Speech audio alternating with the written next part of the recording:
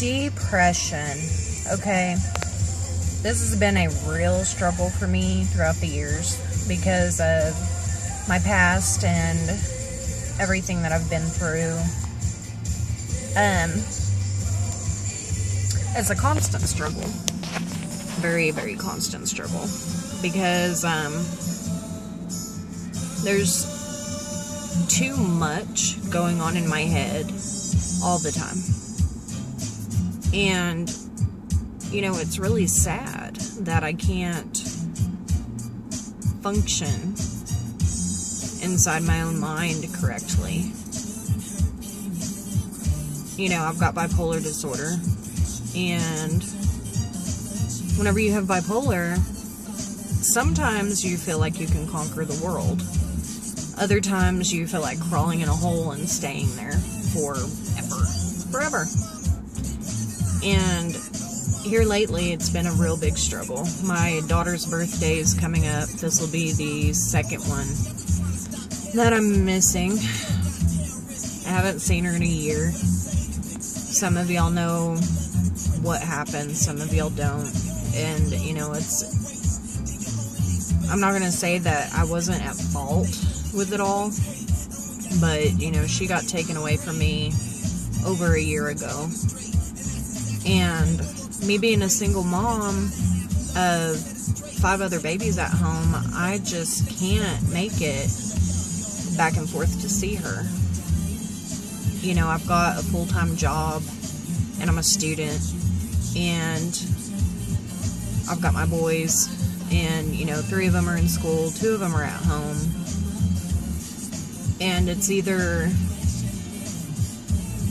provide for them and make sure that they're okay, or risk not being able to do what I need to do for them.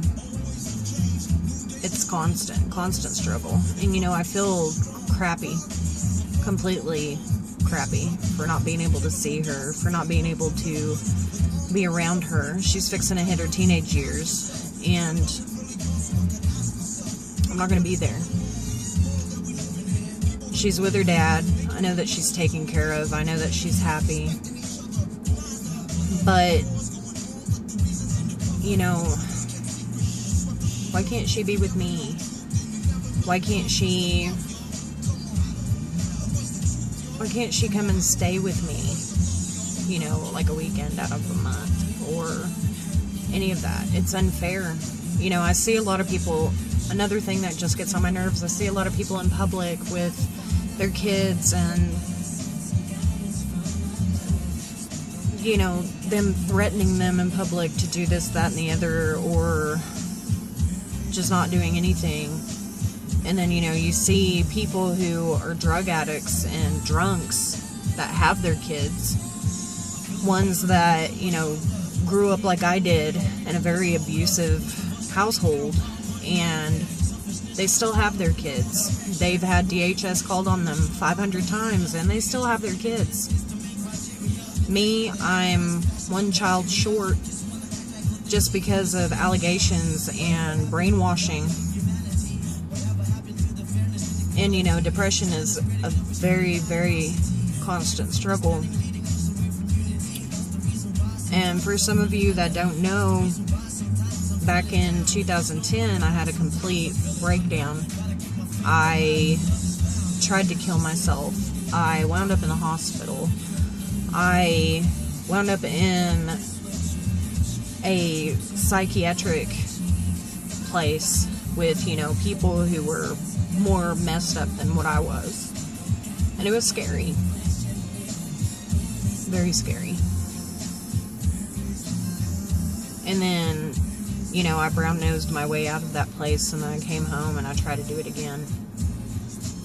And, you know, if I would have succeeded, then I wouldn't have all my children. I wouldn't be here for my children.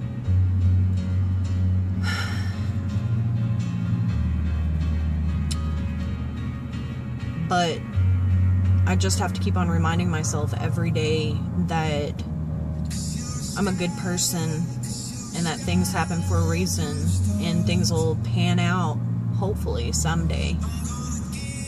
Something. something has to happen. Maybe she'll grow up and hate me. Hate me for, you know, what my mother told her. Or she'll grow up wanting to know why, what happened, this, that, and the other, and, you know, she'll accept me.